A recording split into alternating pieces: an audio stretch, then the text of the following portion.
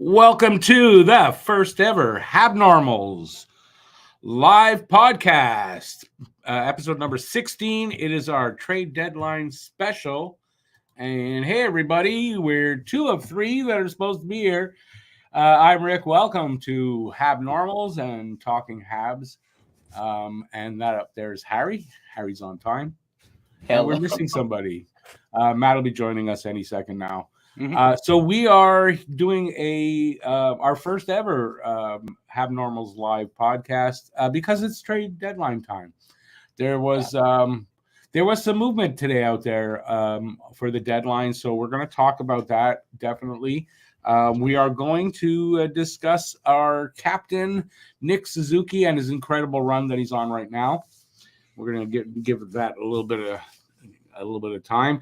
We're going to ask the question again, what happened to Cole Caufield this year with the goal scoring? See if we can figure out what's going on. I'm sure we've all, like every game, just expecting him to continue scoring goals. He's got an 8-game, I think, goalless drought right now. So I think the question is fair to ask. We're going to give our final trade deadline predictions for the Montreal Canadiens, what we each think might happen, the rest of the way here for the deadline. And, we'll just give our predictions of what we think Montreal's going to do. Something that's not Habs, but Ottawa traded Vladimir Tarasenko today to I forgot where they traded him. The Panthers added more artillery to Florida. That That's right. army they got down there. Did Ottawa get fleeced in the Tarasenko deal? And did they have a choice? Because apparently that's the only team Vlad wanted to go to. He had no movement clause, and he had every right to choose his team. So we'll talk about that. And we'll go over, whatever happened today. There's a bunch of things that happened today. This thing's still happening. I don't know if you talked about Noah Hannafin, but Hannafin, like a few minutes before we started here, got traded to Vegas. I'm still working on the return. Yeah, so almost. I think that leaves one of the big names left, right? Just leaves one big name left. Who? Gensel? Gensel, that's right. Who? Everything I read today, that probably will be announced while we're doing this live thing. Yeah, it sounds like it's a 3-team deal between Boston, Vancouver, and Pittsburgh. From what I know, from obviously the big sources, but also a few guys I have that are close to the Bruins. DeBrusk's would be part of it. He would go to Pittsburgh. Gensel would go to Vancouver, and Elias Lindholm would go to Boston. After just being traded to Vancouver on the 31st of January. So very interesting. That's what I was reading earlier today. So if you're here watching, talk to us here in the chat. You got any questions, ask them. We will. The one thing I forgot, we're going to do a little trivia. I've got some. It's NHL draft and trade trivia. So figure, it's trade deadline night. We'll do a little bit of that as well. And So let's see who's here. Guru is the first one in. Abs Guru. Go Hughes, go. I don't expect a ton of action from Montreal, but we'll get into that after. Me neither. If anything, it'll be in the off season. Yeah, we're gonna get into that though. Let's not ruin that right now. No, Phil, hey Phil, how's it going? Did Alex Briere get traded? Alex Briere. Who's Alex Briere? Briere's kid? Oh, I think he's talking about Alex because you're talking about Alex. This is the Hab-Normals podcast. He's a Flyers fan. I thought the Flyers did honestly really well today. Yeah, they did. They did. Let's see. I hear he went for peaches. What does that mean? I don't. Phil, you lost me there, Phil. So Vegas is loading up. They sure are. We're going to talk about that. Sounds like they want to add a forward too. They're not done. Yeah, we're going to get into that. I heard Calgary got a first and a fourth for Hannafin. We're going to get into that. Alex is a Frenchie drinking beer with me today. Well, how are we supposed to know this? He got his first Costco hot dog. Nice. Was it cooked by Jack Guy? No, Phil's friend. Oh, speaking of Jacka, did you see what Florian did? No. Oh, he got a game misconduct. Wow. For what? He hit a guy from behind and then tried to go after His wife? No, I mean one of his teammates like stepped in and they were trying to fight and the refs got out of the way and Florian was like moving the refs to fucking fight the guy. He's a fighter, eh? Lost his mind today. We're gonna love that kid. I guarantee it. I can't wait to see him in training camp next year. He's gonna be there, I'm pretty sure. At camp? Mm-hmm. Development camp depends where he's going to play next year. Because if he's going to play in juniors, he won't be at the main camp. Oh yeah. All right, so this is just bogging down into nothing. All right, let's talk about what do you guys want to talk about first? Do you want to talk about the trade deadline stuff first? Yeah, I mean, it's a trade deadline special. Absolutely. Mm-hmm. I know, but I did have other things to talk about. But yes, okay, let's go over to the trade deadline stuff first, and then we'll get into the rest of it. All right. Go ahead. What's going on? Who wants to start? Yeah, no, I mean, I'll start because I've been kind of following this all day. A lot of the big names came off the board. I know that at least for right now, aside from this potential 3-team deal, there's not a lot coming out of Boston, and that's typically the case. They play their cards pretty close to their vest, but I mean, they have to have other stuff cooking because there's not many names left that I think could help them out. I mean, if they can get Lindholm, that's good. Buchnevich might be all right, but like aside from that, I don't think they're going to be able to get to Foley. It's kind of come out that the Devils set their price at either multiple picks or a pick and multiple prospects, which the Bruins don't have. So I think that rules him out. And again, not to mention Vegas, I think is going to end up nabbing another forward either, within the next few days. Mm-hmm. So, I don't know. It remains to be seen if Allmark's going to be moved. There hasn't really been much on that front. I mean, so we'll have to see. But, Vegas and Florida for sure loaded up today. Yeah, I mean, we'll keep track of this wild trade deadline so far. And I love this time of year. It's exciting. Yeah, Randy asked an interesting question. Yep. Excuse me, my neck just went. Philadelphia made a trade with Colorado. Mm-hmm. Mm-hmm. They traded Sean Walker, in a 2026 for Ryan Johansson and a first-round pick. Mm-hmm. And then they waived Johansson pretty quickly right after. And people wondering why they would have done that. You guys got any ideas? Because it is kind of odd. You'd think they'd try to trade the guy. They surely could get something for him. I think with the idea with that is that Johansson, Randy, he's having an all right year. He's got 13 goals, 23 points, and he's making $4 million. I think the idea is if you waive him and he doesn't get claimed, it's more enticing to teams for the deadline to then be able to acquire Ryan Johansson at 50% retention if the Flyers are willing to do something like that, because then he doesn't need to clear waivers, why a team would want to acquire a guy like Johansson just to then send him down anyways. I don't know, but he wouldn't need to clear waivers again, so it would technically be eligible. He would be able to be traded. And a guy like him at $2 million, if he's a third, fourth line center, I don't think there's much harm. There's another year on the contract as well. Well, I got a question on this. What if you acquire him, like claim him? Mm-hmm. Can you not then trade him, or do you have to hang on to him? You can trade him. It's that he doesn't need to clear waivers to go down to the AHL if he clears. No, I get that. Then you acquire him. Yeah. Okay. Again, you claim him off waivers. Has Yes. he cleared waivers then, and you can send him down? But you can't. If you claim him off waivers, you have to If keep you him in claim the him, NHL. you would then need to put him on waivers, and you can trade him either or.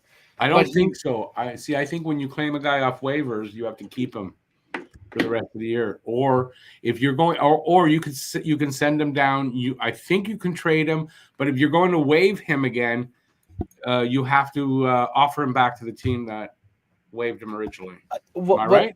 from what I know is that if, say, with Ryan Johansson, Philly waives him, if Arizona claims him and then waives him, Philly gets first dibs if they want to claim him, but if not, then every other team gets the option. Oh, that could be how it works too. Yeah. And also, So why wouldn't the team claim him and see if you can get an asset for him? Well, I think that's what's going to happen. I think you're going to see a team, maybe Montreal, probably not, but maybe a Montreal, maybe Arizona, one of these teams that has a lot of cap space. You'll see, I think, a team like one of the bottom feeders end up claiming Johansson and then flip him. I think you will see that. But I think with Philly, I think the reason they did this is because with them acquiring Sean Walker and then flipping Bowen Byram for Casey Middlestat right after, they needed cap relief, and Ryan Johansson was the guy that I think even we speculated on pucking around. Yeah, he was the guy that had to be dealt, so it makes perfect sense why they moved him for a defenseman like Sean Walker, and then flip Bowen Byram to recoup the center. got that, but I don't get I don't see how that makes sense that Philly waived him. I don't get it either. Then again, it's Philly, so we don't get anything they do. I'm hearing, I think from Alex was the one who told me this, that they already got the first. A first round pick. That is true for Sean Walker. But that's still bad. That's bad asset management because that's an asset that you can get something decent for. Mm-hmm. I don't get it. So if I'm a GM elsewhere, I'd be pouncing on that immediately, definitely. I'd claim him. Yeah, because the way you break down the trade is Walker for the first, and then Johansson gets flipped for a fifth. You can take Johansson, retain 50%, especially because the Flyers probably aren't going to be competitive next year. You can probably get a good third, maybe a second round pick with how the market is this year. You absolutely can recoup that. I would think a third, though. You should, and that's not third. Sneeze that. Yeah, I'm surprised when I saw that. It's like that doesn't make sense. I'm curious to hear the reasoning, but I don't know if we ever will. I don't know. Yeah, maybe we will. Maybe there's a press conference on Friday because teams usually do those once they're done. Whatever. Maybe we find out then, but we'll see. I would be surprised if we do find out, though, for sure. Randy wants to know what our thoughts are on Adam Henrique going to Edmonton. Adam Henrique and Sam Carrick? Sam Carrick. And getting a first-round pick back, and I don't remember. There was something conditional fifth that becomes a fourth if the Oilers win the Cup, or in other words, it's a fifth. Is a fifth, right? Okay, so there you go. So that my thoughts on that. I don't know that I have any. I mean, Edmonton looking to beef up the scoring, I guess. I mean, to me, it should be defense, but and goaltending. But I don't know. Does this help Edmonton? I can't really say. For me, I said it on Twitter. I said. I'll actually see if I can pull the tweet up really quickly just because I want to say verbatim what I said on Twitter. But I posted out for the trade. I put out, quote, "So let me get this straight. The Oilers who need offensive depth and goaltending help, as well as defense, like you said, Rick, waste their first-round pick to bring in a third-line center, basically for the purpose of stacking the top line with McDry because Nuge then goes to the second line. Then I said, looks like the Oilers are an easy second-round exit again this year. And I think so. I don't think that this helps the Oilers as much as people might think. Yes, it helps give them a bit of offensive help, Adam Henrique and Sam Carrick. But you're not moving the needle as much as you think you might be. Yes, there's 50% retention for both teams. And from both Anaheim and Tampa, who is the broker, they get a fourth in exchange for retaining the additional 50. I don't think it helps them. Like you said, Rick, they need so many other... They have so many other issues that they needed help with over a third line center. It just, to me, it doesn't make sense that they would just waste their first round pick on a third line center. And maybe they got other things happening that we don't know yet, obviously. But it doesn't really make sense to me. That deal. Matt, what do you think? Got any thoughts?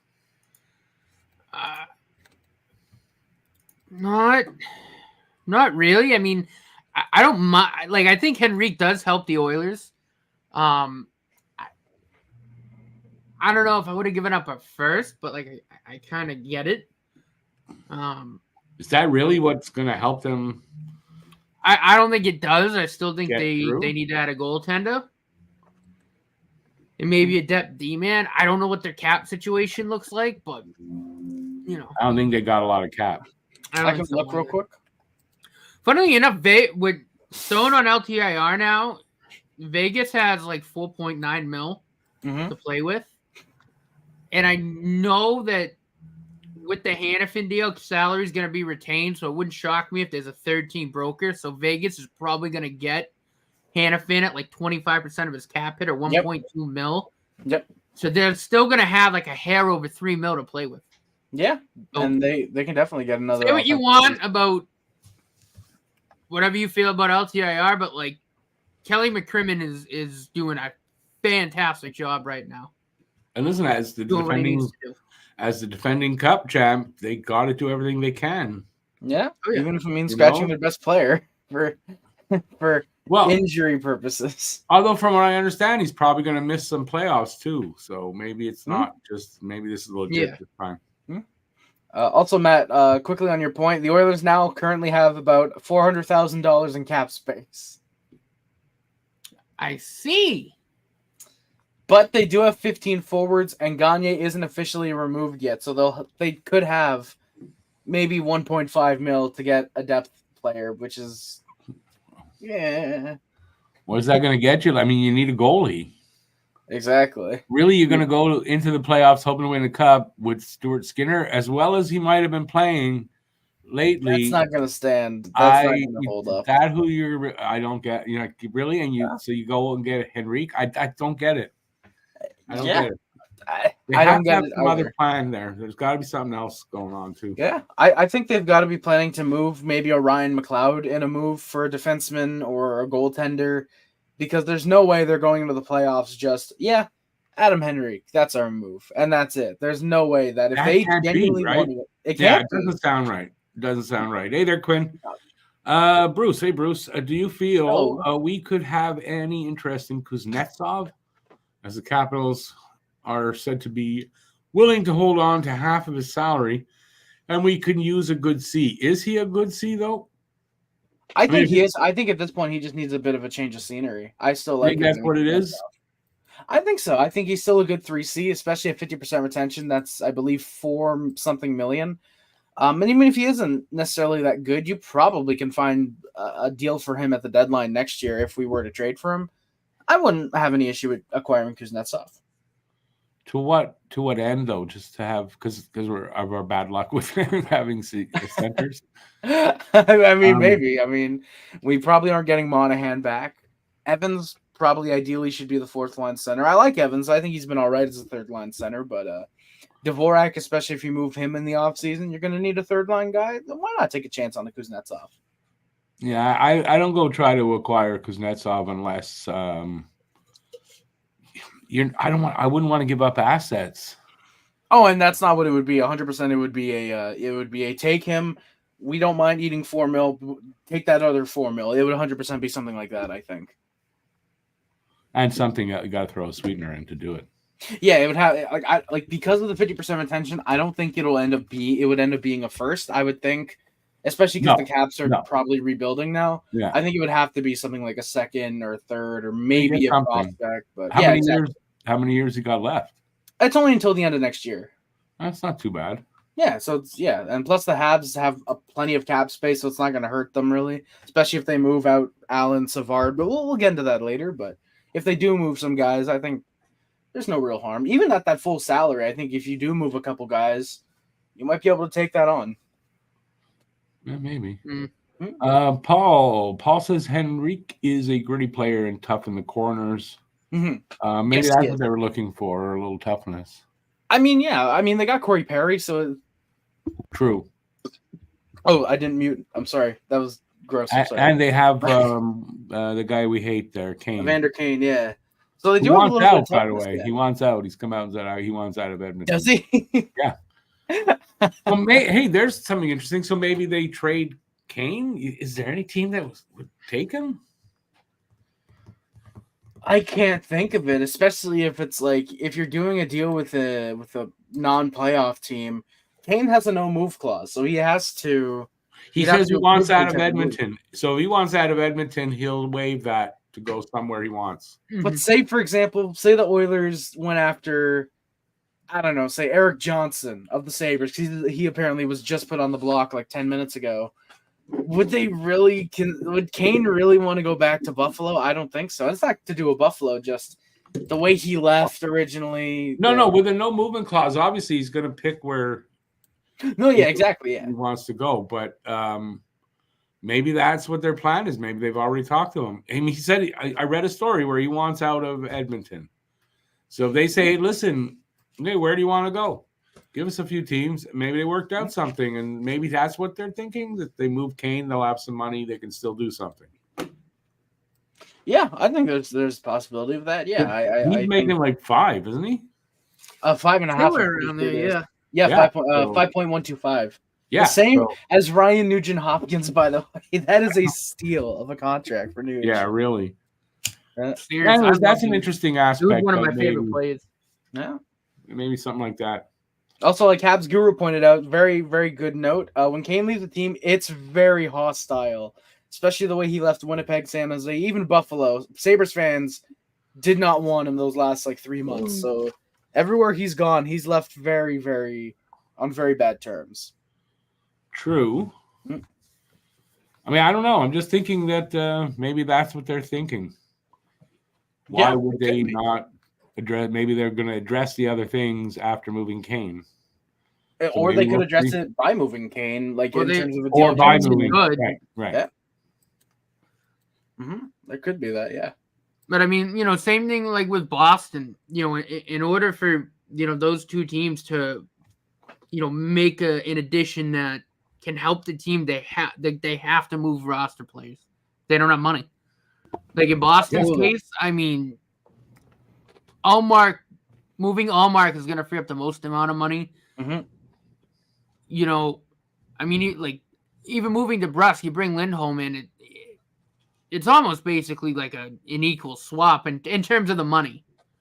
So, and I think Hannafin might make a little more. So, even if you were to move a Matt Grzelcyk or a Derek Forbort, it's not going to free up that as much money as a lot of Bruins fans think.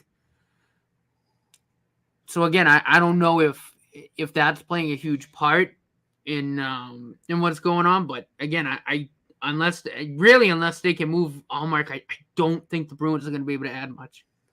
I don't see it. No, it makes sense. I mean, they have no money. It's the same thing now with Edmonton. It's the same situation. Now you have not much money. You want to do something, you got to move somebody. But it's the same for, how many teams this year? If they're going to do anything here at the deadline, they have to move some money around. Mm-hmm. Absolutely. Without a doubt. That's why I wonder if we're going to see as much, interestingly enough, of the smaller moves. Obviously the big guys are going to move. We're going to see that.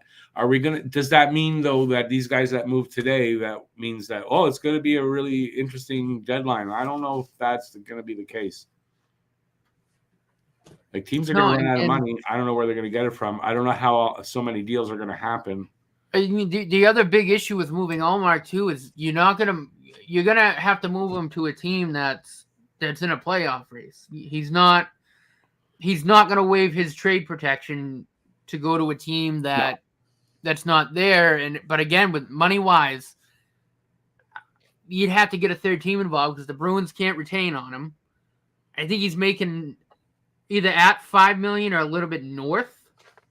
So I mean, again, you got to find a team in a playoff race that needs a goalie. A, Carolina. B, though, you got to find a third team to hold money because And again, that's a big issue because Montreal. I agree. But then the other issue the Bruins are going to run into is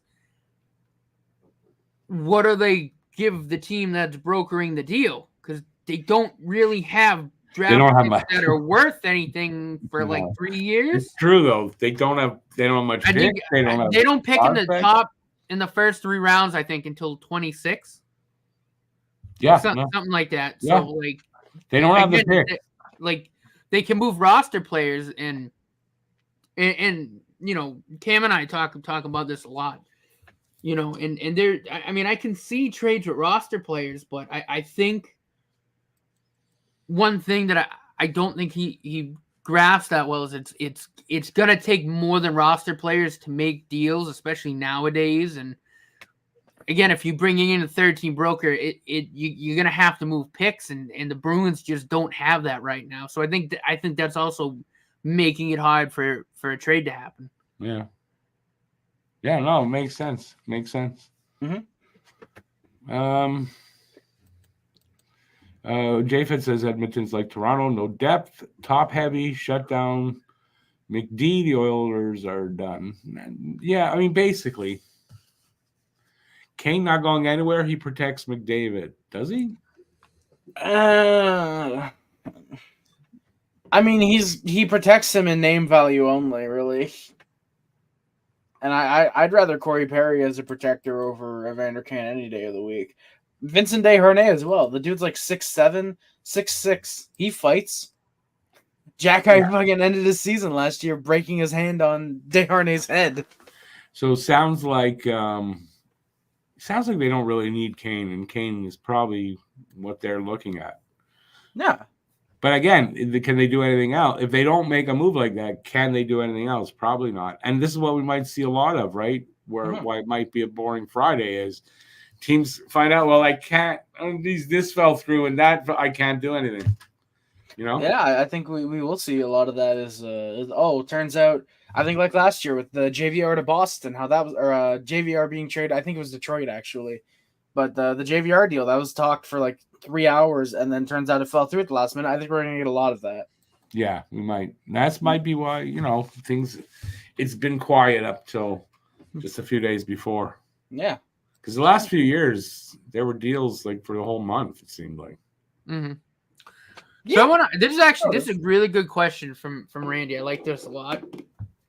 And I'll dive into it. So with Noah Hannafin, he's kind of like a Mike Matheson type player. He facilitates the puck pretty well.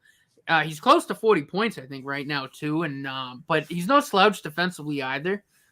He's not like a shutdown defender, but he can play the part well. I think he's a plus 13 this year on a Calgary team that's been really up and down. Mm-hmm. And overall, he's solid. I mean, he's a guy that can transition the puck well, facilitate the puck well. He's a really, really good get for Vegas. A really good get for Vegas. Just me being an idiot. Yeah, I don't know. I don't know that much about Hannafin, to be honest. So there you go. He's good. That's really all I can say. I don't watch him too much, but from what I've seen, he's good. He is a good hockey player. Think about when I think about Noah Hannafin, I think about not that that I'm saying like Reinbacher is gonna be him, but like that's kind of how I see Reinbacher in terms of like Reinbacher can play defense, but he's also really good in that transition game and can facilitate the puck. That's kind of the play style I see with Noah Hannafin. All right, I'm happy with that. If that makes sense, right? No, it doesn't make sense. I don't know. All right, dude. Does Boston need to trade Allmark? We'll go back to Allmark here. Do they need to trade Allmark? No, they don't need to. No, but I think if they want to make a move, then they do. Well, there's a lot, and I'm actually going to bring up the Bruins cap friendly right now because this is going to come into play. So with Boston's cap situation right now, and quite frankly, I mean they do need depth. One of the big issues going into this, and they'll have some cap to play with this offseason, but one of the big issues is going to be I think Jeremy Swayman's getting somewhere between $6.5 to $7.5 million AAV. He's going to be an RFA, and to me he's their starter. He's going to get starter money. That's about half their cap gone right there. I think Matt Grzelcyk's walking. From what I know from my sources, I don't think he wants to re-sign, or at the very least, he wants to test the free agent market. So, I think he definitely needs to be moved. And I think DeBrusk is in that same boat where I think he was going to test the free agent market. So it makes sense that DeBrusk will be part of that supposed 3-team deal with Vancouver and Pittsburgh. But, the big thing with trading Allmark is you got to have both your goalies are going to take up roughly. I mean, if Swayman gets 6.5 to 7.5, you're looking at somewhere between 11.5 to like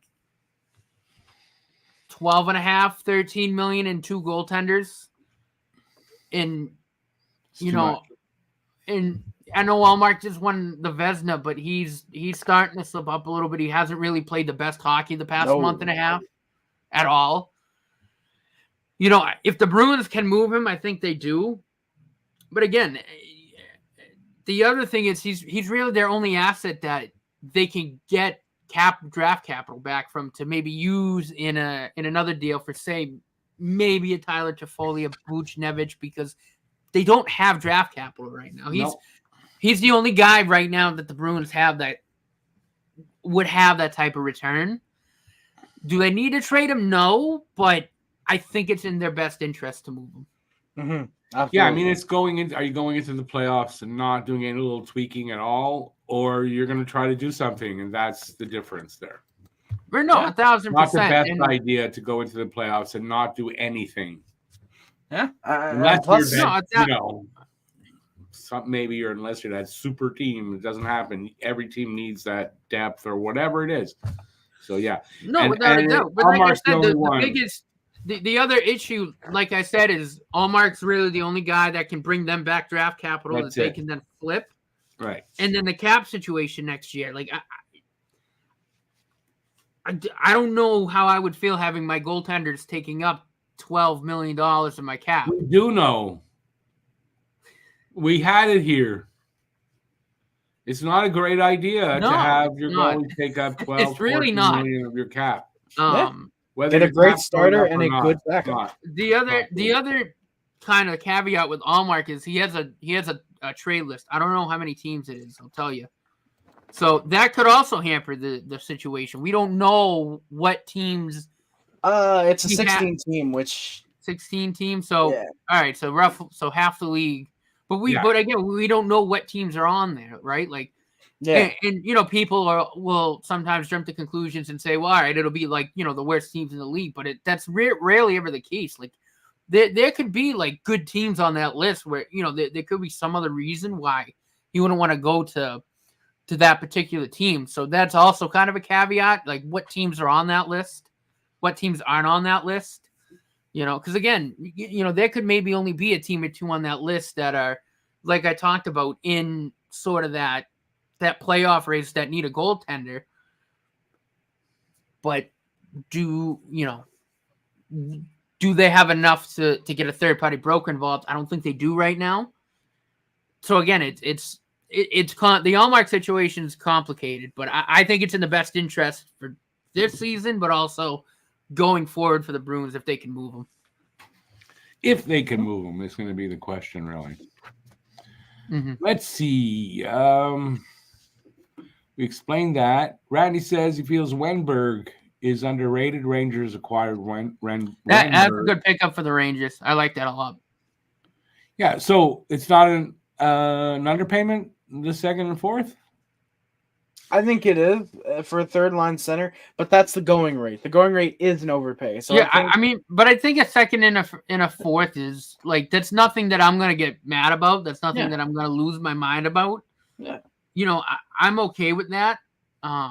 Especially because the Habs are going to be making a little steep, but again, it's not something that I look at and I go, "Wow, they messed up." I don't see that at all. Especially with the trajectory that the Rangers are on, I think they can afford to move a second round pick right now. Yeah, I see. I didn't say an overpayment. I was saying an underpayment.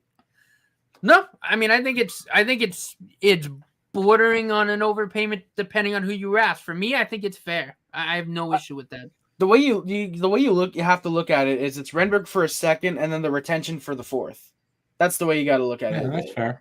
Unless you want to decide to look at it, Renberg for the fourth, retention costs the second, but I don't know who would want to do that. Yeah, one or the other. I get that. That's fine. Yeah. That But makes yeah, sense. no, That makes sense. I like Renberg. He's a good third line player, but to say underrated, I think it's questionable. To underrate his defense, yes, I think that is underrated. I don't know enough Offensive game about him, is so. offensive game is what you're gonna get. You're gonna get a 30-point guy out of him. Paul says Allmark going to raise the cup this year. I don't know how you know that when we don't Why, know Paul? Where's he where getting it's going to traded end to? up. The way he's playing right now, if something happens to Jeremy Swayman, the Bruins are in a world of trouble. Yep, especially if Allmark's the starter into the playoffs. Oh God. Well, I mean, either their goalies into the playoffs. Oh God, based off last year, like J-Fed said. Going back to Boston too, even a guy like Fulbert, I think they could potentially move. I mean, it would free up $3 million, but again, like at $3 million, you look at a team that could use, a playoff team that could use a depth defenseman. Like we already talked about Edmonton. Again, you'd have to get a third team involved because the Bruins only have, let me see here, They don't have much. $61,000 in cap space. Yeah. They can't retain, and they have no picks in the top 3 rounds this year. Yeah, they're not going to have their first next year. So their earliest pick next year is to the 3rd, and then it goes immediately to a 5th, and then 2026 is when they have all their picks back. So, unless you can find a team that doesn't mind waiting a couple years to use said pick, maybe. But again, if the Bruins trade like their 2026 first or even their second, now you don't have top 2 round picks for like the next 3 years. If they drop off, they are porked with a capital P. Yeah, no, and they have nothing in the pool besides Matt Poitras. But again, I know and Matt rebuilding Poitras's name has been mentioned and then rebuilding is impossible for a while unless you just make all kinds of trades and get all kinds of picks. So yeah, I don't see. I was looking at in my video the trade video. One of the trades was Jordan Harris to Boston, and there's not much to come back. And the guy that was proposed, I wouldn't do it. But they have nothing. I was looking at it. They don't have anything that I would. Yeah. Montreal the only real piece that they'd have that I would like is either their 2026 second, which is their only realistic thing they'd move, and a complete overpayment, which would be Fabian Lysell, which they're obviously. I don't want Lysell. Yeah, we they're don't not need going him. to do that. And Lysell really, honestly, isn't that impressive. He just kind of glides around the ice and is there. I think Lysell is one of those guys where his game is going to improve, especially if he were to go to Montreal. No, I mean, it absolutely could. He's still only, I think, 19, 20 years? Yeah, he's 21. But again, with the forward depth we have in our prospect pool, I don't see why. Keep in mind, he's a right winger. Definitely up until the draft, when we draft Ivan Demidov or Tuukka Genla, he's going to be that second line. But yeah, if he's stuck on that third line, I mean, that's where he would be stuck in. Yeah, I mean, look, it I wouldn't be mad, but again, I think there's better trade partners for Jordan Harris out there, and I think there's better returns you can get from other teams. Like Anaheim. I think Anaheim would be a great team. With Treg, who's been on the show before, it's kind of our feeling that he's probably moved in the summertime. Okay. Barron possibly too, but it sounds like Harris is probably gone in the summertime. Because again, too, I mean, we need roster spots. Lane Hudson and Luke Tucker both signing at the end of BU season. I've completely. Ryan Bacher is going to be here. I mean, who knows? Well, to be fair, Ryan Bacher's already signed, probably going to get a couple has at the end of this season. He could have a good camp. Like, I'm going to keep my eye on Phil Mishar too during training camp. I think Phil Mishar is one of the most slept on prospects in hockey right now. Like I watched those World Juniors. He was by far the best, if not like the second best player in the tournament. I have a question. Actually, that made me think of a question for you guys. If, as Matt was talking about, right? So they got these a lot of young kids that could actually make the team. If they go for another kind of youth movement, and what I mean by that is now you're getting rid of the older guys, going really with the young guys. It's totally Nick Suzuki's team. Blah blah blah. That's going to cost a couple of years though, as far as to make the playoffs. Right? No, it will, and no, I mean they'll keep some veterans around. I think. I mean, I know we can get a first for David Savard. Personally, I would move Matheson before Savard because Savard's a better defender and I think a better leader. Yeah. Again, that's just my opinion, but I think Matheson and Savard are both great leaders. Yeah. I think the thing with Matheson is until we see like if Lane Hudson continues to do what he's doing at BU at the NHL level, Matheson's gonna stay, which is fine. Understandable. You can't replace the ice time. Have a guy like that to kind of teach Lane Hudson. That's fine. No, also you can't replace. But as soon as him. Lane Hudson starts doing exactly what he's doing at BU at the NHL level, Matheson's gone. As Treg put it, until you have a replacement for Matheson from one of these young guys, you got to keep him around. Right, and I think that makes sense. And again, I think we can all agree it's going to be Lane Hudson. I don't see why it wouldn't be Lane Hudson. He's on pace to break his record that he set last year, which is crazy. So yeah, but again, we have to see that. And if we do see that and Lane Hudson does become kind of like that player and plays better defense than Mike Matheson, he's gone. Simple as that. Yeah, well, yeah. Matheson's here until they can replace him with somebody. Without a doubt. I think that's what and it's good to have that. Like I said, I don't mind keeping him around. It's good to have that veteran presence, for sure, on the back end. In terms of veteran forwards, I mean, Galley's fine to keep around. The truth is about Matheson, he has brain farts. He does things that you might, but he makes up for it in ice time, facing the top. Top, without a doubt. Look, I'm not like he makes up for it. I'm not an anti-Mike Matheson guy. I love Mike Matheson. I think he's a great leader. I think he's a great person. I think he's a good player. For me, I just think we're getting to a point where his time's going to be up pretty soon.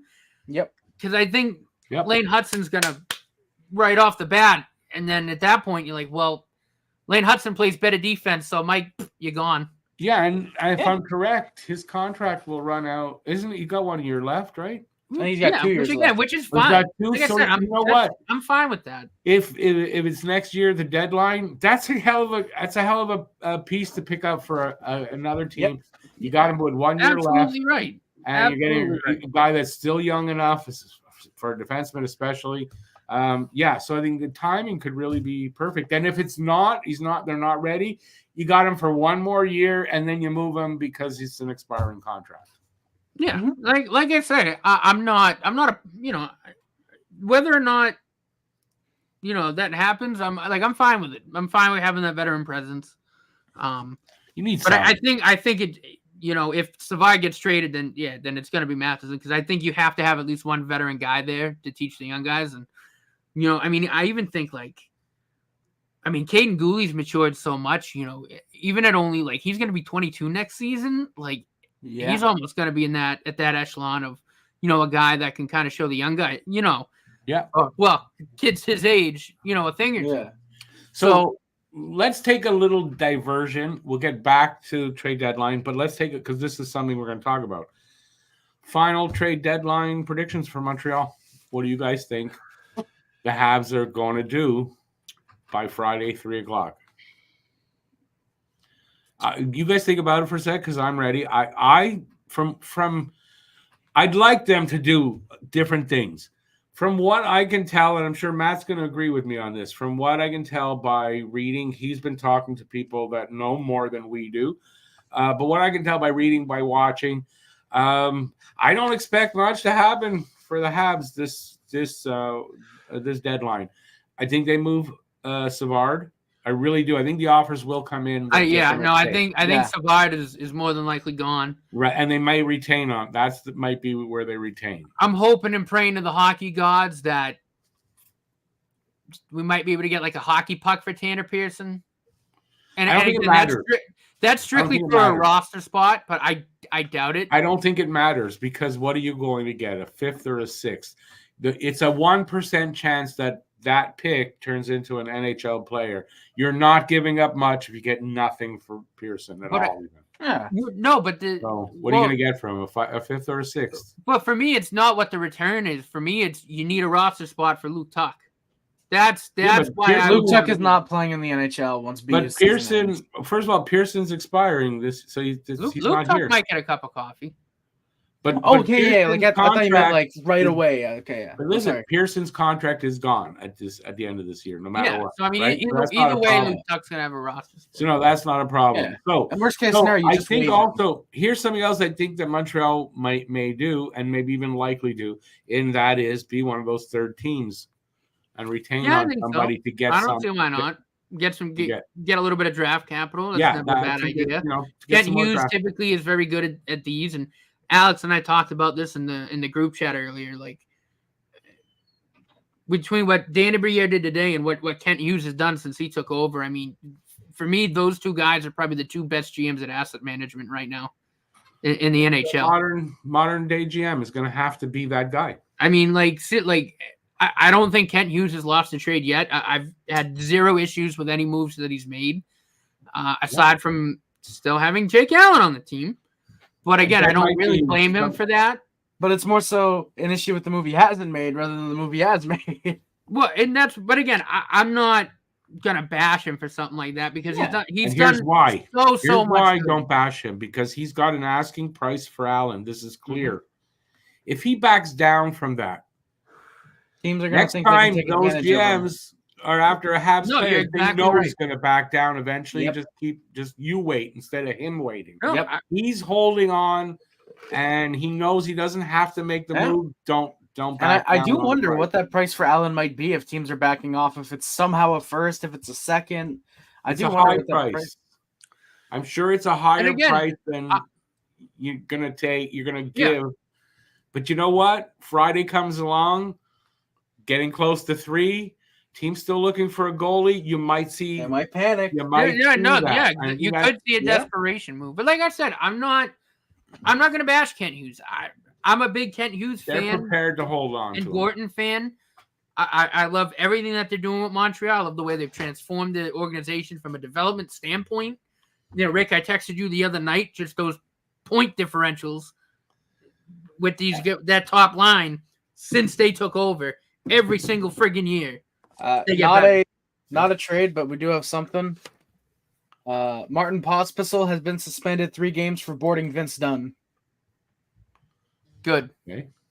That just came out literally a minute ago. No, he should have. Oh, I saw that. He threw his elbow out. I don't know what Cam and Alex were talking about the other night. Like you could see, he followed through with the elbow. Oh no, that's not what I thought it was something different. But anyway, got nailed into the boards head first last night. Wasn't it a Kraken? That's the hit. Oh no, not that. It's not an elbow. No, it's from like 2-3 nights ago. Yeah. Okay. No, that was Adam Larson got nailed. Was it Larson? Because I thought Larson was in on the pile up after. No, I think Larson got nailed. No, I'm pretty sure I saw Larson in on the pile up. Anywho. Maybe I'm wrong, but I'm pretty sure. Back to our Lord and Savior. Mike Matheson? What, me? I was just talking. Joe has this breaking news. Kent Hughes has not made a move yet. And listen, honestly, if you guys are really expecting a big trade deadline for Montreal, I wouldn't. No, I wouldn't. I think if we're comparing to last year, I think this year's will be big. Because what did we do last year? We brokered the Nick Bonino deal, and that was it, right? Yeah, I don't expect them a ton more. Like it's going to be quite like that. No, but maybe I do think a little bigger. I do think compared to last year, it's going to be big because I do think Savard gets moved, and I think Pearson for a 6th. But I think, like I said, compared to last year, it'll be a big deadline for the Habs. But overall, grand scheme, not big. Oh, is Vince done that? Not the kind of moves everybody. You know, I think people have a list of players they'd like to move, and they're not going to happen. As a matter of fact, Yoel Armia, they're not moving him. Really? They're not moving him, from what I can tell. It's not even a question. I think even if they get a half decent offer, they're not moving him. They're very happy with him right now. And so it would have to take a first then, probably, to move him? Well, I think it would take and I don't think they're going to get an offer like that. No, yeah, but I don't think their plans. What I was reading today, I don't think he's in their plans to move. That's a little surprising, but he's earned his way. He's been working apparently with a sports, psychiatrist, whatever they call those guys, for his mental game, and it's working. Whatever it is, whatever he's been doing, it's been working. And they're very happy with him, apparently. And quite frankly, so are we. Yeah. Armia's all played the fans great even lately. saying like, "Wow, I can't believe we're happy with Armia," and you can't, how could you not be? He's been No, doing what he's certainly been scoring. working hard. Yeah. But back to what He's right Harry on the just beat. said, if somehow, some way, like we get a first for Yoel Armia, I will start a religion and Kent Hughes' name. Yeah, but it's not going to 'Cause happen. at that point, he would effectively be Jesus Christ, like without a doubt.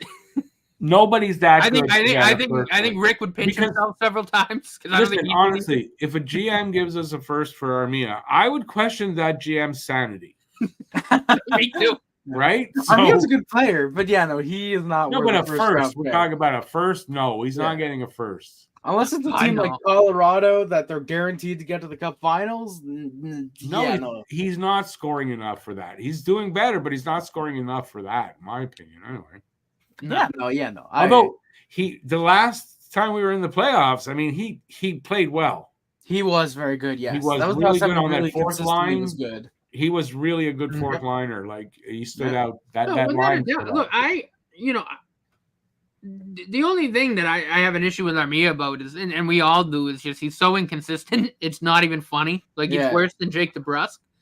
But like as a person, I'll never question his work ethic. Especially like this season, like you said, he's certainly working a lot harder. Plus his defensive play. He's a good guy. So, And his defensive play, I don't think, was ever under no, in any it's doubt. just What that it was scoring. he was not there. Like he wasn't trying, and he couldn't score anymore. And that's what was in doubt. He's scoring again, and like you say, he's working hard. He's doing, like he's back to the Yoel Armia that we were happy when they signed him. Remember when they signed him to that contract that we hate now? We were happy. Yeah. That's the Armia. After that, And we've always said, like, if Yoel Armia could ever get consistent in the offensive end, he'd be a really good depth piece for any team in this league. Yeah, but he'll never be. I mean, at this point, he won't. But is. like, he's got the tools. He's just not consistent. Like I think he's got a really good shot. Defensively, he's always been very good. He's just so inconsistent offensively. It's like, ugh. He's an elite penalty killer. He's a great penalty killer. He is a very, very good penalty. So he's got that, he's got that part of his game. But I still don't think you're getting a first. He can bang bodies. He's Yeah, not but afraid to bang bodies. you're not getting a first for that type of player. No. So that's out of the question. But no, from what I've been reading, they're not trading him No. right now. Next season, if anything, it'll be if anyone's moving out, it's Savard. And like you said, I wouldn't be shocked if we broker a deal. And Savard only if it just sounds like something Ken Hughes would do. Get some draft. Right. Again, he's smart. And Get Savard some more draft capital. Savard is only if it's a first. I'm quite sure of that. Plus, he's signed until next year, so there isn't. We've talked about this before the pod, Rick. There's no pressure really to deal him right now. You can wait until next deadline. And he's playing well, and it's not just the play; it's the value to the other defenseman. He's a without a doubt. Arbor Jack guy came out. He said any guy you pair with Savard, he's going to make him play better. Yeah, although I saw someone saying that it's Jack guy that's making Savard's play better. Right I think they're both complimenting each other. I think they are actually. I think that was a good pairing now. Paul, yes. Sorry. No. What I was gonna say on Savard too. What I think does make him worth the first two. He's one of the best shot blockers I've ever seen. I mean, he's not afraid to block a shot. He blocks so many shots. He's a premier shot blocker. This is why when people are saying you're not going to get a first for Savard. No, yes, teams will pay a first round pick for a premium shot blocker. Yeah, you are going. He's doing things. I know everyone hates him from his first season, and he wasn't great. He's come a long way since then, and his last two seasons have been really good for Montreal. And I think that hate from the first couple of seasons are carrying over, and it shouldn't be. No, they really shouldn't. And look, I mean, I was in his first season. I thought he was garbage, but I'm not someone that's going to hold something like that over someone if I see them improving, and putting in that work. And again, talking about the Canadians in general, I think having that new development system, having really good leaders, not only on the team, but like a guy like Paul Byron in player development, it's who I know has been working with Owen Beck. Like, you can see how much fun these guys are having, learning and developing and competing for each other. And when I see people get pissed off that we're winning games, I'm like, I don't care. Look at how they're competing. Look at the way they're playing with each other. Look at how much better these guys are getting. Look at how much better they're getting game by game, year by year. Did you see Marinaro? Did you see Marinaro? I didn't even watch it. I was like, oh my God, he's so pissed that they won a game. They won their 4th game in 13. How dare this team be competitive? How dare this team show that they have fight? How dare this team develop together? Yeah, like I don't know. I sent them a message like, serious? Like, you're serious. This take is serious. Yeah. I called them an asshole. Like, are you playing the part of an asshole? Yeah. And like, because that's an asshole comment. Absolutely. He said. Treg and I have talked about, the fact that like it shouldn't matter whether we, if we win games or not. Like, sure, we might pick 7th, but at the end of the day, to me, what's most important, what I'm seeing is the fact that every player not every player, but like the most guys that we wanted to see get better and improve are doing that tenfold. Slavkovsky, he's on pace to quadruple what he got in his first year. Quadruple it. Nick Suzuki's on pace to be damn near a point. By the way, I think next year and going forward, he's gonna be a point per game. Okay, wait. By the way, I want to say, because I want to pat myself on the back here, my predictions going into the season, 2 of them that are coming true. Nick Suzuki, who I said I think will be a point a game player. I kind of said 84, but I said it wouldn't surprise me if it's 80, and to me that's close enough. And Slavkovsky, I gave him 43 points. He's on pace for 41 right now. He's on pace for 41. So I think I'm going to say that's close. I think at 19 years old, after that first season, and I know he got hurt, but after that first season where everyone was going, "Oh my God, what's going on?" He might be a pro. I mean, it's night and day. Yep. He's developing from the beginning so well of the season. right now. It's not even funny. I think the chemistry that top line has is just ridiculous. And I mean, even Cole Caufield, he's not scoring the way we want him to. But he's on pace to be at like a 60-point player. Yeah. He gets that goal. That's a down year. He's going to be damn near a point per game guy too. That's right. And this season, he's showing how underrated his playmaking skills are. And I said it after the OT goal the other night. That was a sick pass. And you know what's another point I think a lot of people are missing on? When Lane Hudson is here, we got our quarterback for the power play. That power play is going to be producing a lot more. Oh, who without do you think that's going to be? Who are we talking about? Slav, Suzuki, Caufield. Yeah. So, there's point production coming. And not even Lane Hudson, but like, that first power play unit, honestly, if you run like Auburn, Hudson, and then that top line, I mean, I don't know how you defend that because you can't double any of the forwards. Lane Hudson is just going to dance around everybody and just make passes that you've never seen. Arbor Jacki goes to wind up. Everyone on the ice is moving to one side. Yeah. He's going to shoot a puck through somebody one day, probably. Like, now we know why people go down and rather than paying like their phones defender's going to stand there and shoots the fucking thing at 100 miles an hour. The defender's going to be out there, with the stick out, and all of a sudden this hole is going to appear in his chest, and you're going to be able to see the goalie right through the hole. Jacki slap shot. But seriously, and then the second power play unit, I mean, like Reinbacher, I think could be a very good power play quarterback for that second unit. In a few years' time, and you could have Mayu with the blast from the point, and you got Doc and Newhook with whoever else you want to put on that line. Like, Ivan Demidov. Those are 2 solid power play units. If those guys do what we think they're gonna do, we got off track a bit. But we did. But again, like it goes to the fact that like this team is developing in a way where like this is likely to happen. Let's go back to quickly because there are other things I'd like to talk about, but let's go cover the other trades. There was a surprise trade today that nobody saw coming. Yeah, Bowen Byron for Casey Buffalo Middlestat. Trading Casey Middlestat to Colorado for Bowen Byram straight up. And nobody saw that coming at all. Deal is 1 for 1. No, No, yeah. that came out. We were. What the hell trade were we talking about in the group chat? They were all happening at once. They were all sort of coming down at I think once. we were talking about the Flyers in the group chat, and then that trade happened, and I was like, "Whoa!" I was like, where the hell did this come from? Nobody saw that one coming. Nope, not at all. Okay, so who won that trade, do you think? Because it's a straight up trade, right? 1 for 1.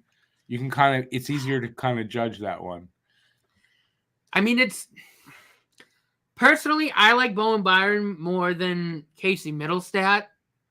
Okay, but is it about that? Because I saw that Byron's better than Middlestat. But does that not mean, though, Colorado's got a lot of defense? They could have. That's right? What I mean. They could afford to offload someone. I don't know if I would have offloaded Bowen Byram, but maybe not. But they needed that scoring from that Middlestat's going to provide. They needed that.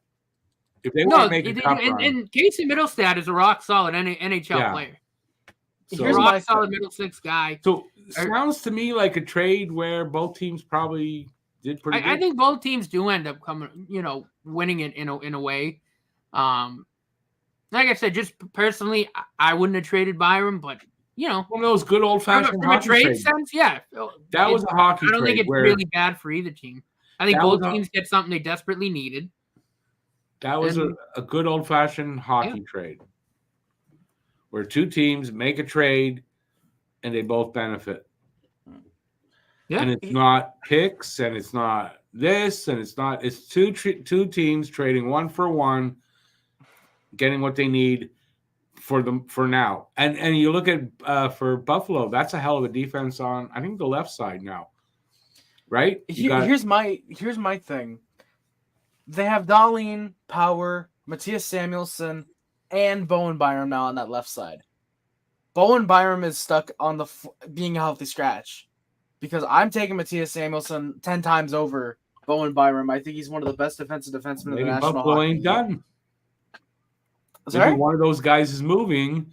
They brought in Byron. There's no way they're moving one of those three guys. I think the only thing they could do is maybe try and move Byron to the right side, because he also does apparently play that side, as do Dahlin and Power. But even then, at that point, that is an extremely expensive blue line already, with Dahlin making $11 million starting next year, Power making $8 million, Byron's making $3 million, and Samuelson's making $4 million. You've got a great top four, but it's just they don't click. There's no chemistry. So it sounds like Buffalo doing Buffalo things, making the wrong move. Yeah, potentially. I do have a little bit of an update on the Buchnevich side of things. It sounds like the Blues are willing to get creative and retain as much as half. So whoever would trade for him would get him at 2.9. Again, if you're the Bruins, you're going to have to move money or get a third team involved, because you can't take that on with only $60K. Well, Forbert would do it. Well, right. And so, yeah, I mean, I think it does make a Bruins trade for Buchnevich more likely. But, yeah, I mean, it would have to be a Forbert, or they'd have to get a third team involved. But again, what draft capital do they give up if they were to get a third team involved? I mean, I think Forbert would end up going – they'd have to move a roster player, I think, anyway, going the other way. Let me see what they have for contracts and roster spots. Because that's the other thing. I don't know where they're at in terms of roster spots and contracts. Yeah, no, I don't know. What else? Oh, listen, let's talk about this. They got one free spot on the roster, and they have 2 contract spots. But let's move on from that to this one, because it's on the list here. Ottawa traded Vladimir Tarasenko to Florida. Florida. I think it's a great trade for Florida. I think I think Florida said we were just going to add. No, that's not the question though. There's a question with this. Did Ottawa get fleeced? Yes. Or did they have no choice and got what they could get? No, if what I've heard is true, and Tarasenko wasn't going to waive for anybody but Florida, their hands are tied. Right. Like, there's nothing they could have done. You said everybody's out there saying that Ottawa got fleeced, and I don't necessarily see it that way, because of the fact that they had one trading partner, and they're not Well, dealing. I see it as a little bit of both, because when you only have that one trading partner, you're essentially at will to that trading partner. So in a way, there wasn't anything they could do, but they also ended up getting fleeced because there wasn't anything they could do. So it kind of goes hand in hand, right? It's not the same thing as saying getting fleeced, though. But well, here's I know the it's thing: not, but what I mean is they didn't get fleeced in like a traditional sense because there wasn't anything they could do. But like I can see why people might say that. No, it can't be both are right. I'm sorry, it's not. It can't be both are right. Sorry, they either got fleeced or they had no choice and got the best they could get in the situation that they were in. Yeah. No, but here's I mean, the thing. Harry, no, I agree. I don't think they got the best they could have, even if their hands were tied, because they did not need to trade Vladimir Tarasenko. They could have looked at the offer that Florida gave them and thought, nah, we'll hold on to him, which leads Florida probably to, this guy wants to play for us. Okay, we up it a little more. But if Florida's in the same boat as Boston, they don't have draft capital. When you have no choice, that's them. I got to deal with them, and they know that you got no choice. You have no leverage to make. Right? They pretty much say, "This is what we're giving you. Take it or leave it." I mean, you still do, because then it's like, okay, we won't trade him then. We'll just let him walk to free agency. Okay. Yeah, but you can't really say that, because if Tarasenko wants out, you can't just sit back and not trade him and then. It wasn't that he wanted out. It's that the Senators wanted to trade him. Let's go back to the other pod. Last time we recorded, Cam made a good point today talking about that. And I believe all of you guys said Florida is pretty much a perfect team. Then they did not need to get Tarasenko, and you got no leverage to get them to raise it. Why? Well, see, it's also at the point where Tarasenko apparently liked being in Ottawa, but the Sens went to him. They wanted to move him because they're not making the playoffs, and he said the only team he wanted to go to was Florida. Right. At that point, you can sit down with him and say, hey, look, you love Ottawa, clearly. Florida's price wasn't significant enough for us to move you. Are you willing to re-sign? And if he's not, well then, all right, well that sucks. Okay, but I don't think there's any way he was re-signing. You're assuming they didn't do any of that. I mean, I think they must have. I mean, yeah, saying, but then again, it's Ottawa and they're stupid. The reason I asked this is the reason I asked this, because they were talking about it in the group chat earlier today, and Alex just couldn't comprehend that thought. He said they got 2 more days. They should have waited the 2 days to up the price. And we're just trying to argue back that if you only have that one team to deal with, where's your leverage to up the price? Well, and that's exactly correct. Like, so once you're in negotiations with that team, and you know this is the only team we can trade him to. Yeah, I mean, I'm just saying. So did they get fleeced, or he did the best he could with the situation he was in? I gotta go for the second option. I don't think they got fleeced. If they had options and they could go elsewhere, but they took this one, that's different, which I think is what's going to happen with the Tanev deal. But to be fair, I will also say that Habs fans did not view us as getting fleeced in the Jeff Petrie deal because we sent Petrie to some place that he wanted to.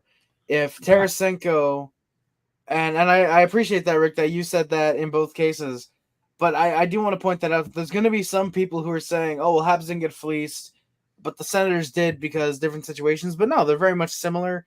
Renegade Man, he has a full no-move clause, sure. He had a no-move clause. But that's the same thing. Again, you still do not need to move him. It's good that they did and they got what they could, but they didn't need to move him.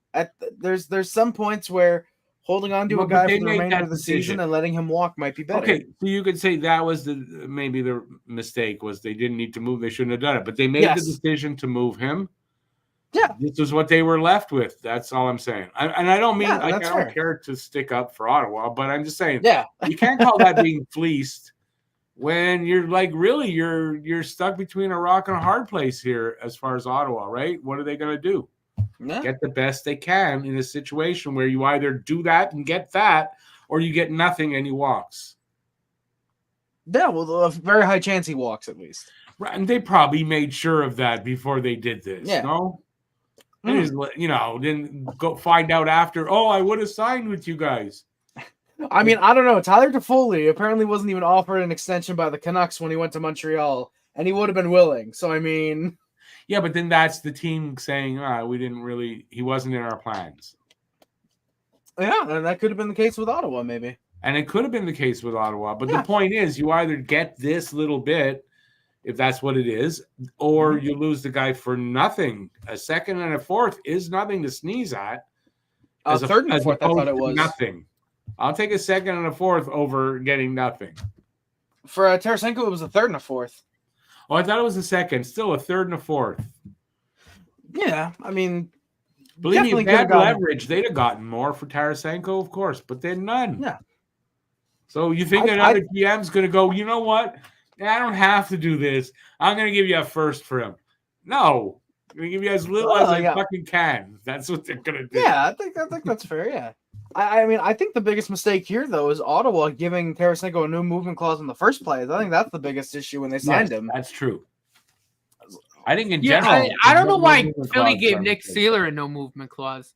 That's the only thing I didn't like about that contract. I like the term and the money, but I'm like, why the fuck did you give him a no movement? I think most no movement clauses are a mistake. All you got to look at is Nick Deslauriers getting a no trade clause, and I think that should tell you all you need to know about Philly giving out no trades. Yeah, it's. But you got to be smart with them. Like there's certain take the Habs for example. Like I know Suzuki and Caufield are both going to have full no moves, but I'm sure all of us agree that's fine. Yeah, for those players. Hudson will probably get one. It depends on the player, and at the money they're making too. Like it's overused. But if you're an Austin Matthews making $13 million, or a Mitch Marner making $11 million, or a Nylander making $11.5, and you have a full no move, well then you just fucked over your team because now they can't do anything to make the team better, and you're just gonna suck for eternity. There's not the only difference between a no trade, a modified no trade, and a no move is that with a modified no trade, they don't have full control whether or not they will get traded. With a no move, they have control. Yeah, exactly. But it's the same basic thing, and I think giving them full control like that is a mistake in general. They do it too often. The main way it depends on the player, right? And you got to be smart with it. For me, like.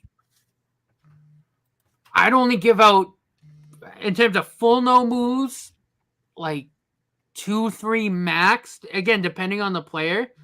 Like I know Suzuki and Caufield both have full no moves. Yeah, you can't have too many because then you can't. But again, like for a player like players like Caufield and Suzuki, I'm fine with that.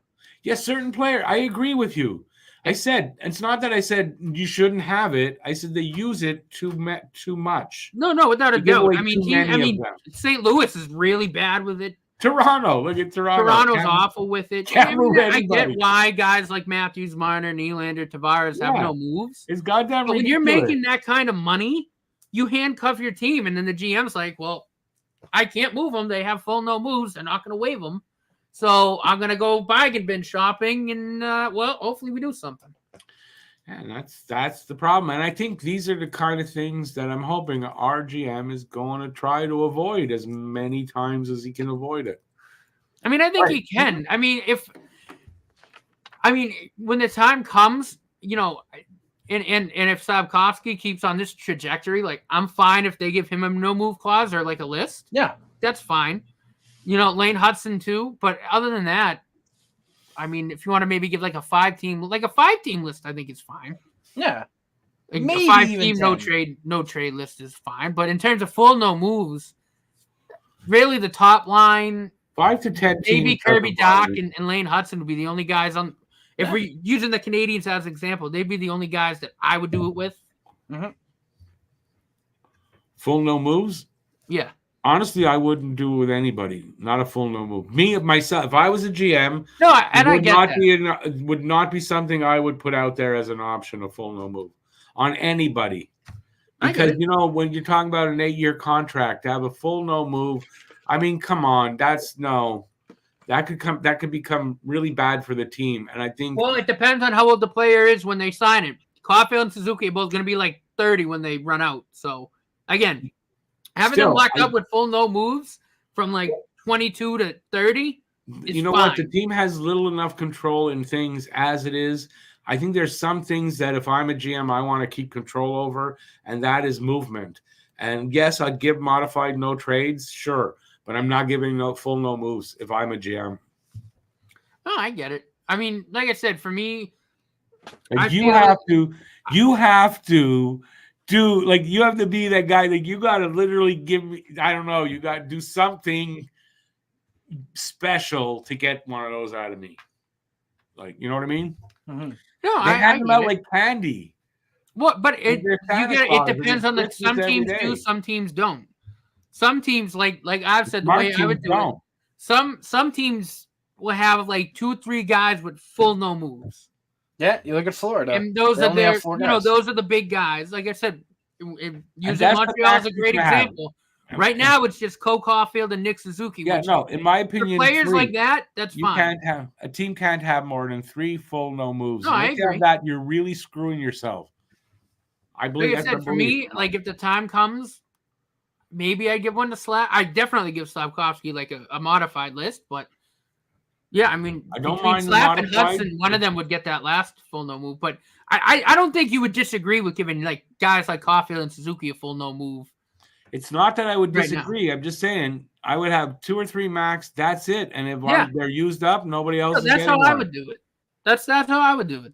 Yeah, that's what I think. Anyway, we diverted. Let's try to cover, since we're talking about Suzuki. Why not? Let's talk about Nick Suzuki. He's on a bit of a heater. 100 career goals for Captain Canada.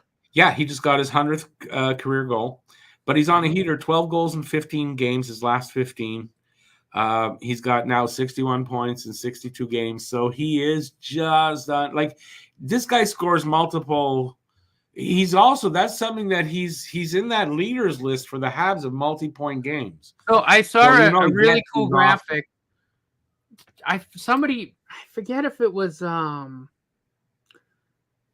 I think it wasn't. I don't think it was anyone like super prominent, but there was a writer somewhere that had said like the Habs don't have any point per game guys on the roster, and they showed a graphic from like the next game going forward after that, and Suzuki's got like 26 or 28 points in 20 games. So I'm like, he took that personally. Yeah, no, and yeah, right. And listen, I'm sorry, but 61 and 62, that's as close as you can get. I'm good with that. Like, yeah. You know? So, but he's really on a heater. I thought we'd just talk about his. I want to call him Ryan Suzuki. Did you guys see that? I asked Harry already. Did you see Gord Miller? I did. Scored that power play goal last night. Ryan Suzuki with a power play winner. Like and he had to go back. He had to go on Twitter, reopen his Twitter account because he had closed it to apologize for doing that. You didn't see that? No, I did see that. You know what's funny? Clearly calls him Ryan Suzuki. The Habs posted that Caufield scored the goal. And then I saw like and then I saw a post about 100 career, and I'm like, oh, Caufield scored 100 career. And then I looked and I went, oh, no, it was Suzuki. He was the one. He was right on the edge of that. No, I know. No, I realized that when I looked at the numbers. But no, like Caufield's got to be close though. 72. Let's count him up. He's got. He had 20. I looked at his numbers last night. He's at 72. 46. 55. How does he got 72? He's got 72 career goals. He does? Mm-hmm. Yeah. How many did he get last year? I can look real quick. He got 26 last year. Right. 4, 23, 26, 19. Oh, he had 23 the year before? I forgot about that. Just a reminder, 1 goal under Dom Ducharme as well. Yeah. Just I forgot to remind everybody of that. So I'm not far. He's not that far off. If he would have had a great season, he'd be really close to that 100. But he hasn't had that. We could talk about that too. Why don't we do that? You guys have any clue? Like now we're 62 games in, and he's still struggling with the shots and the scoring. His shooting percentage is down to like it's well below his average in the NHL so far. Not a lot of years there, but what do you guys think it is? I think it's a shoulder. I think he's just taking. I think it's honestly this season is for him. It's just getting used to his shoulder, getting his shoulder back in shooting shape. You know what I mean? He's getting I more do want to comfortable. believe that's it because there was a player that came. Remember, I think I had this in one of my shows a while back. He said that he had the same thing, and it took him. Was it a full calendar year to get once he came back? A full calendar year once he came back from it to get his shot back. Yeah, I mean, look, it makes sense, especially and it's honestly something that I haven't I'm not worried about it at all. I don't think anybody should be because like I said, first and foremost, it's he's gotta get comfortable with that shoulder again. I think he will. I think it's more grooving that shot. You know, in golf, right? Golf, you've taken lessons, right? What do they teach you? Groove your swing, right? Yeah. And I think it's the same thing for a shooter like Caufield. And with that new shoulder, he has to regroove that swing. And it could take a while. Considering hockey, it's all so quick.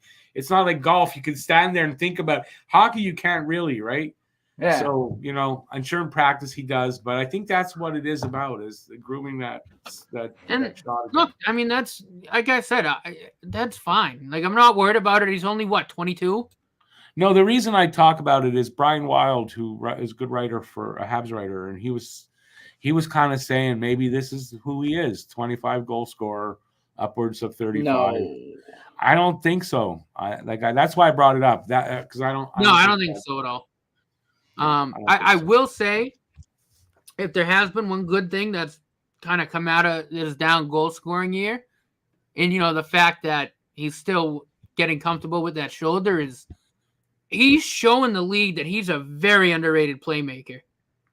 Caufield, yes, yeah, underrated because people just saw him as a goal scorer only. Yeah, I mean, I guess I'm watching the season. I'm going, he gets that shot back.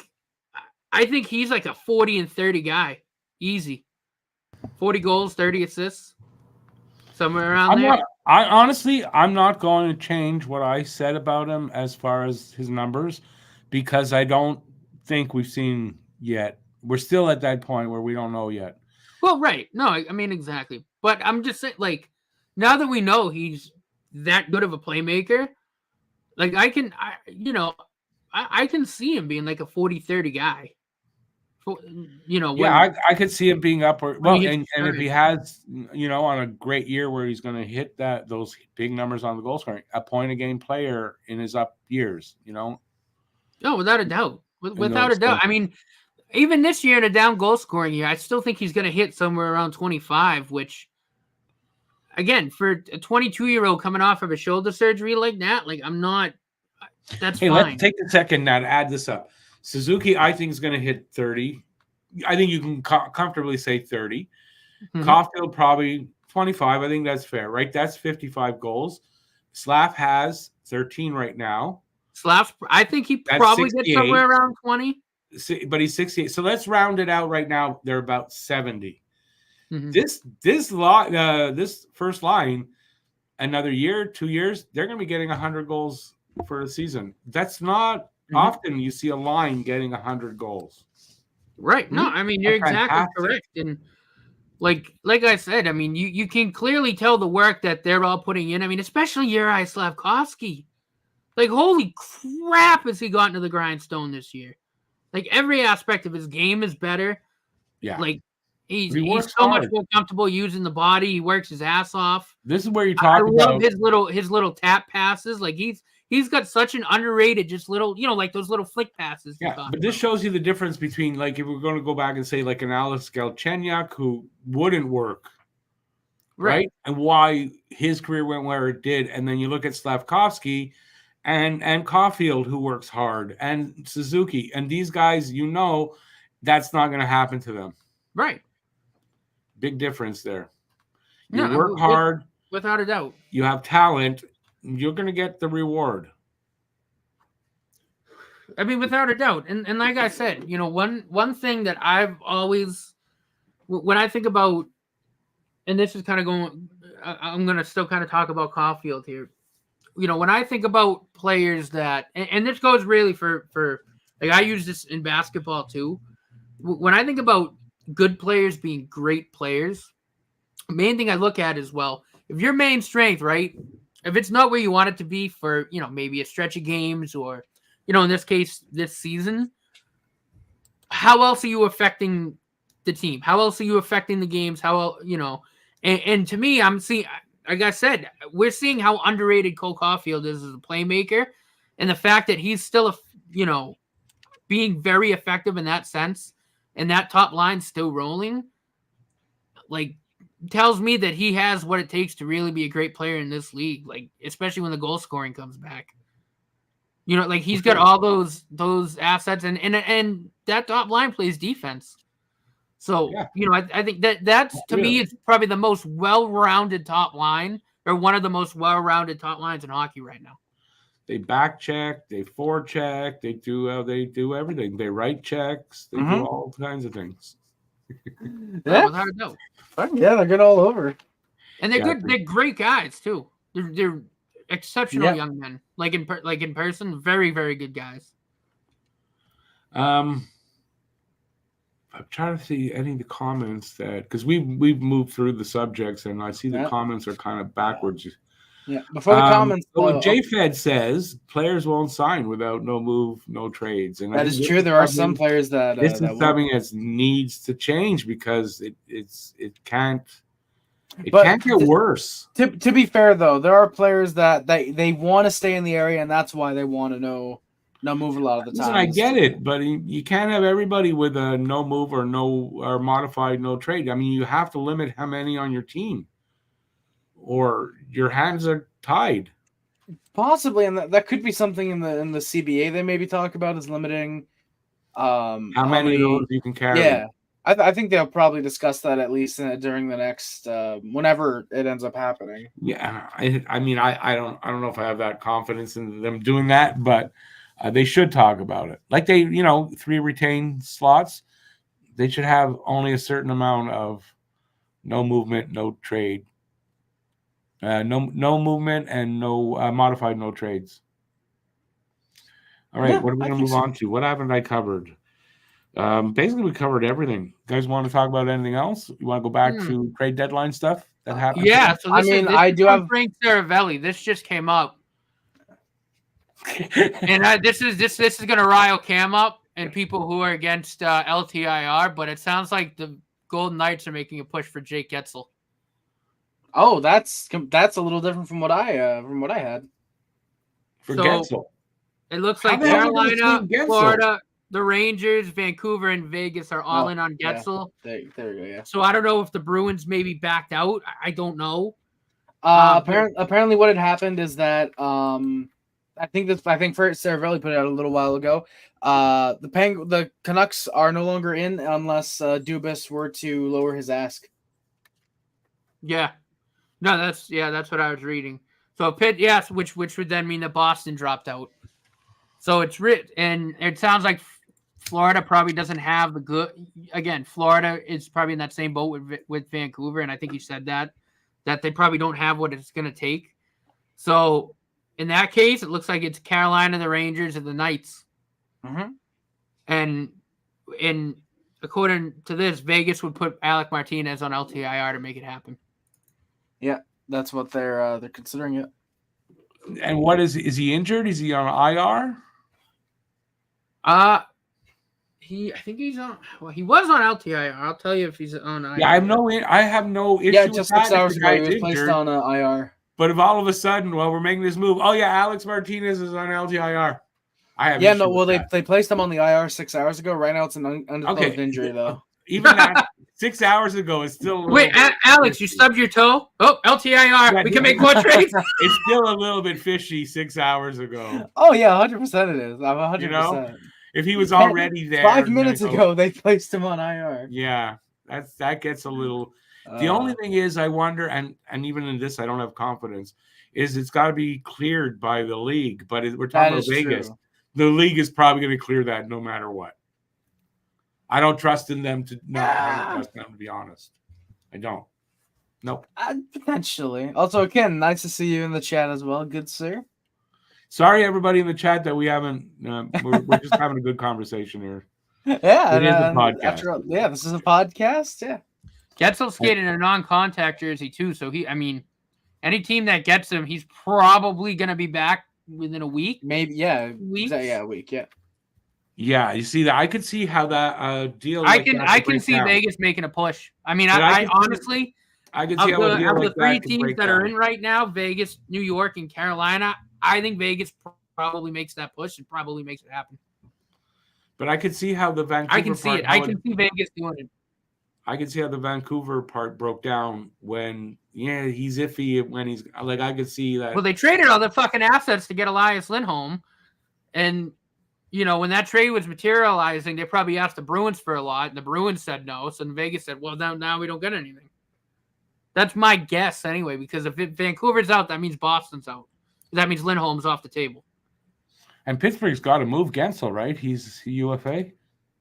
It's ideal that they do. He probably would be able to resign, but I think Pittsburgh wants to go in a different direction. At least a retool. Yeah. But he's making big money, isn't he, Gensel? I can look actually real quick. He is making.